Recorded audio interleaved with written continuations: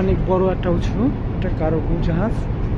তো এটা সব পায়রা বন্দরের যত মালামাল আছে যেগুলো দিয়ে বালি খননের কাজবাজ করছে ওরা, সব মালামালগুলো ফেরত নিয়ে যাবে, সব মালামাল এটা লোড দেবে। আর আমাদের কাজ হলো যে এগুলো ভিডিওগ্রাফি অ্যান্ড ফটোগ্রাফি করা। তো রাত্রে যে জেনারেটর অ্যান্ড বেকু এসব যত মালামাল আছে এগুলো সব জাহাজের ভিতরে তুলবে।